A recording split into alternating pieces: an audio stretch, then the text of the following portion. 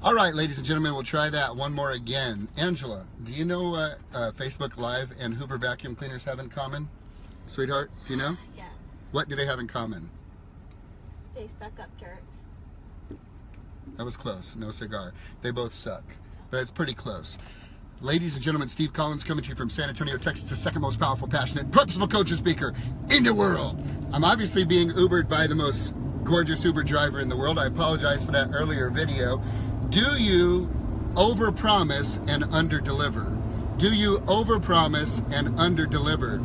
What do we mean by that this morning? So my day began as any normal day would until I walked into the garage and the car was totally dead, and I knew it was something bigger than normal because this car has a special feature that if one of the kids leaves a door open or leaves a light on, it's intelligent, it knows what to do, and it just shuts the stuff off so that it doesn't drain the battery down. So I knew something was wrong, and I had back-to-back coaching appointments and a national call that I needed to be on early this morning. We have the 501c3 that our office has called Agent Helping Agents, AHA, for our Margarita Madness tonight, going on with clients and friends coming in.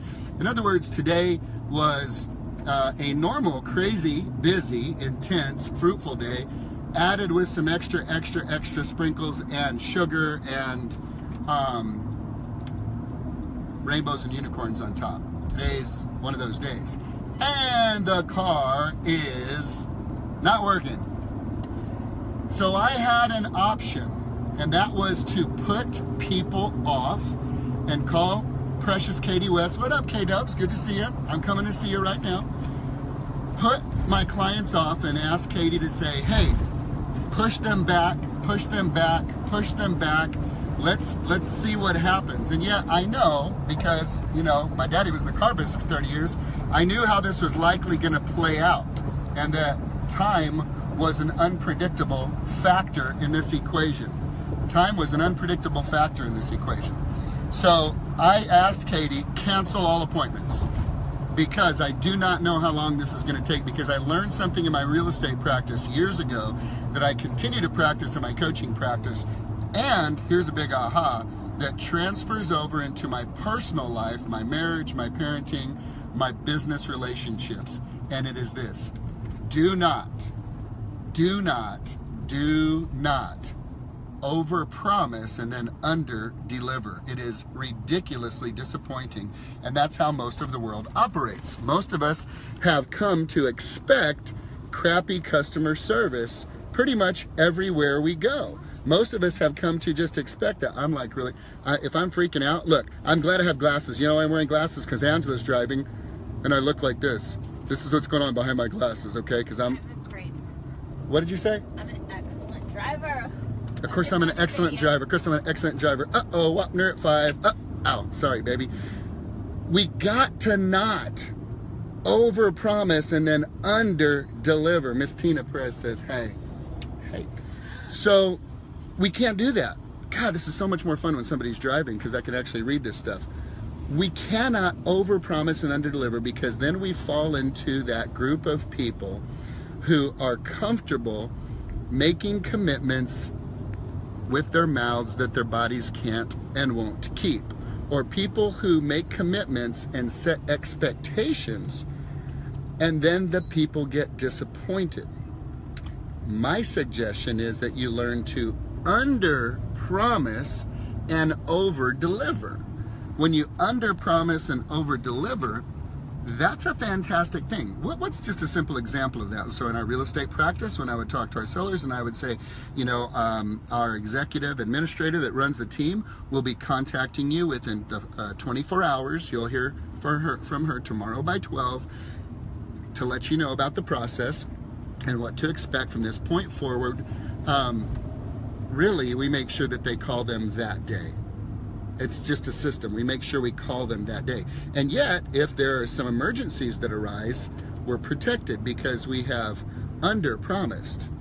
And it's systematized to over-deliver. You see, but we under-promise because I know things can come up.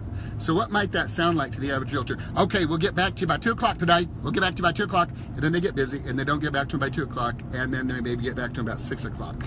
Now that's not life-changing or devastating by any means at all. And yet, that's normal. So we do, like I said, we have a system. They'll be getting in contact with you within 24 hours and bring you up to speed on everything that needs to take place. And yet it's systematized that the moment I leave that listing appointment, they get a text from me, I'm done.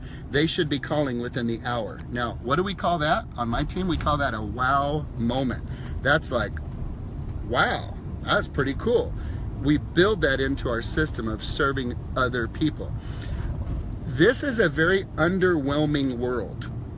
We are surrounded by, sorry, somebody tried to call me, that was weird. We are surrounded by people and businesses that operate at such a basic level of service that people have come to expect and be okay with crappy service. My suggestion to you is, do not let it be accidental when you over-deliver. We don't want to overpromise and underdeliver. We want to underpromise and overdeliver. So again, with my schedule this morning, rather than having coaching clients keep getting pushed back further and further and further, the goal was, Katie, cancel them. And then if we're able to handle this situation in a timely manner, which I was able to, then we can get them back on schedule. And that is serving at a higher level. That's just the way that I see it, ladies and gentlemen, because it's unpredictable. By the way, there's some things you can leverage, there's some things you cannot. I could not leverage going in and negotiating over $400 off of the repair to anybody else. I negotiate for a living. This is what I do. I can't negotiate that with somebody. It would take me longer to teach somebody to do that than it would for me to just handle it myself. So under promise, over deliver. And if you want to do it really, really well in your business or in your life, systematize that. Systematize that. What does that sound like on the way home? Okay, Angela, I'm about to tell you a little secret. Don't get upset with me. Sometimes I would say I'll be home in about 45 minutes when I knew I could be home in 15. I cannot. What? It's not a secret. What?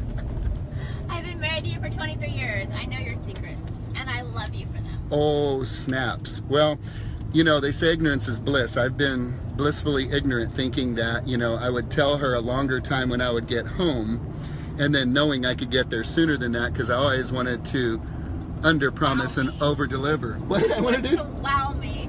I live to wow her. There's no mistake about that. I obviously married up, way up. So what am I encouraging you to consider? I'm encouraging you to consider under-promising and over-delivering. And if you really want to kill it, you want to do it amazing, you must systematize it. I am busted. I'm busted. But it's cool. But she ended the bust with love. So is that cool? That's a good bust. That's okay. I'm all right with that. So ladies and gentlemen, be conscious of the commitments that you make to other people.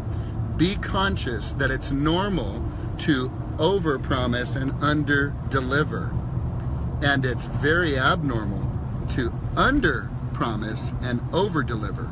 And oh, by the way, abnormal gets paid significantly more than normal. You guys have an awesome day.